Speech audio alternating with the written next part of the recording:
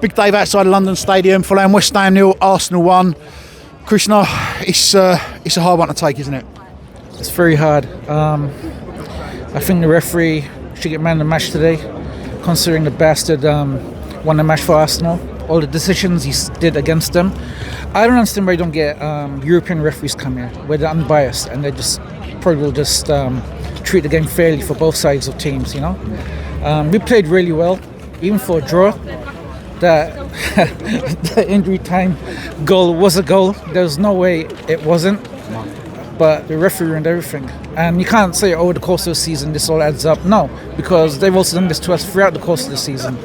And today, you know, if they're saying we held their player, then two of their players were holding our players. So as far as I'm concerned, and from what some people have been telling me, even some Arsenal fans saying, we got unlucky today because that was definitely a goal. That would have been a great equaliser. But I'm happy with the performance. We did play really well. We gave them a game. And they just got lucky at the end of it. I'd agree with that. I think maybe we're lucky. You could say it, but other people use the word corruption. I tend to agree. Yeah. I think that today was shambolic. Frankly, it was an absolute disgrace to officiating. I congratulate the PGMOL for their role in relegating us and giving Arsenal the league title. But we, like you said, we can take positives from the players' performances today. Anyone in particular stand out for you?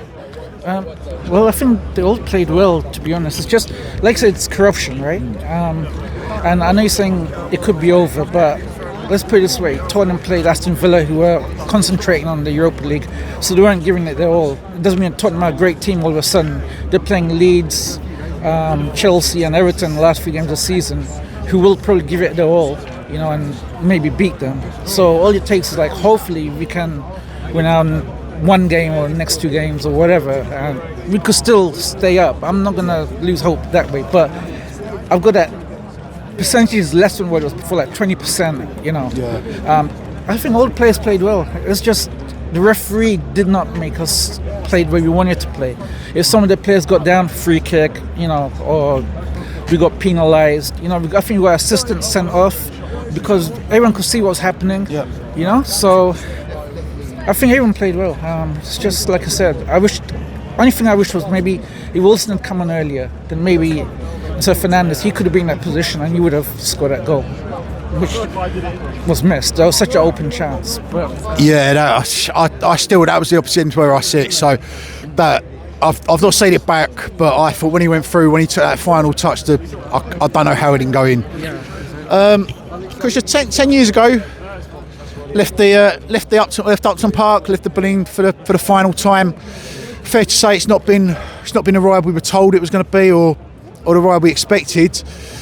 What would you give to go back now? Like from where we are, obviously from here, from the position the club's in, and from what the stadium's turned out to be, what would you give to go back? I'd give anything, but you know that's in the past now, isn't it? Unfortunately, I mean, some great times we had over there.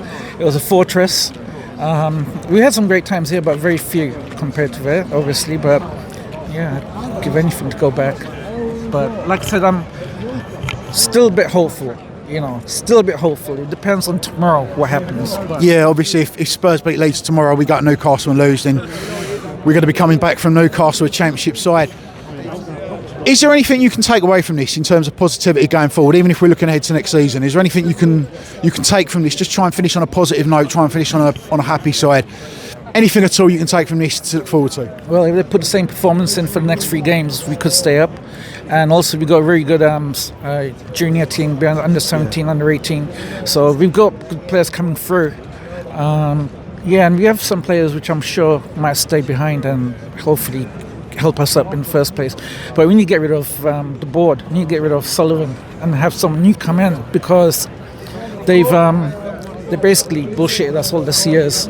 And if they go, I think that'll be a good step in the right direction. If it means we go down and they leave, then fine. I'm okay with that, as long as they have a fresh start.